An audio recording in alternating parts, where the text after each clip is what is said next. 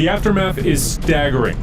The residents of High River were given just a few short hours' notice before their town, nestled in a prairie basin, was turned into a lake. What we understand, anyway, is that the water backed up out of the Highwood River. It got pushed back into this area, and in about 4.5 hours, it dumped about 1.3 billion gallons of water. Dale Marchand's company, Canadian Dewatering, has been summoned to tackle a monumental job, pumping all that water out of High River. When we first got here 2 weeks ago, the water level was obviously about halfway up to the garage level, and we were awestruck by, oh my God, the people who live here must be just devastated. Very emotional, for sure. We provide a service that's very unique. We have barges, divers, commercial divers, pumping systems, anything that has to do with pumping water, moving water above, below, or otherwise. They emptied Calgary's Saddle Dome with water up to the 14th row in a day. But High River has become their Goliath. When the floods hit on Thursday, that day the phone was ringing. I mean, we were down here in High River with our divers, with Zodiacs, helping people out of their houses. The next day and the following days, we were in these residential areas that we normally never really do a significant amount of work in. That means bringing huge equipment traditionally used for industrial work into neighborhoods to tackle the catastrophe. And for this job, they needed the really big guns.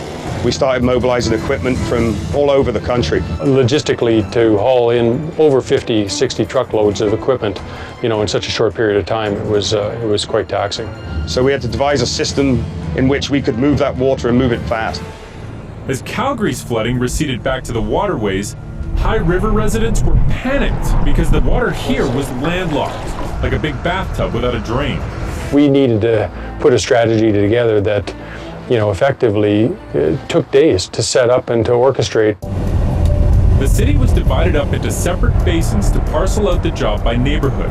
A berm was built to separate the community of Sunshine with 1,100 homes from another neighborhood with 300. Sunshine took priority. It took roughly about a week and a half to pump an approximate 350 million gallons of water out of this area. When we started to pump, we started to see things materialize, and we didn't realize that there was a fence there or a bridge, that had been blown away. As families on this side of the berm begin the heartbreaking salvage of their lives, the team focuses on their final challenge. We were then tasked with removing the water on the north side of the dam. The tools this team uses to fight the battle are the highest volume mobile pumps in the country. The 3 red Godwin pumps pull over 45,000 liters per minute with the 600 horsepower thrust of an Indy race car. The blue pumps are smaller, but effectively suck 34,000 liters per minute. Together, they're emptying High River of more than 400 million liters per day. That is like draining an Olympic-sized swimming pool every 8.5 minutes.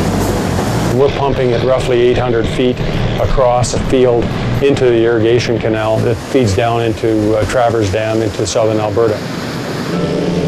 Bill Stark tracks their progress by marking a building on a residential construction site. So we're just painting this so that they've got a benchmark. It's supposed to be the same time every day. As we pull the water out, the area of the lake gets smaller, so it starts dropping faster. But they have to strategize and change their equipment to match the different water levels. Of the 8 pumps, the 3 west pumps have got a set suction sitting right on the bottom of the lake. They will start to pull a vortex, like a drain in your bathtub. Same thing. It'll start sucking air down that. Once it pulls a certain amount of air into the pipe will float, the pump will lose prime, and it'll stop pumping.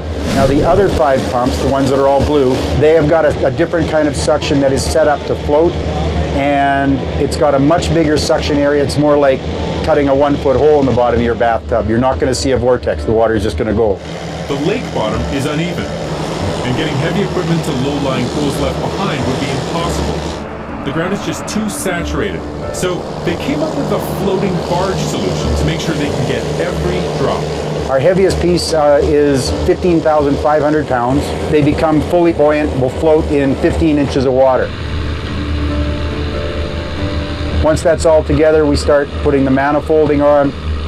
The floating barge will carry 3 more pumps to the deepest part of the lake. We had moved 500 million gallons, so we have 500 million remaining. That would give us, a conservative estimate of 5 days from now. We should be pretty close to complete. If the area weren't pumped out, High River would be a permanent lake. The town's standard pumps are no match for this monster of a flood. We would be here for months, literally months, maybe into next year. At least we give them the ability to, to get in and start their recovery and their relief process.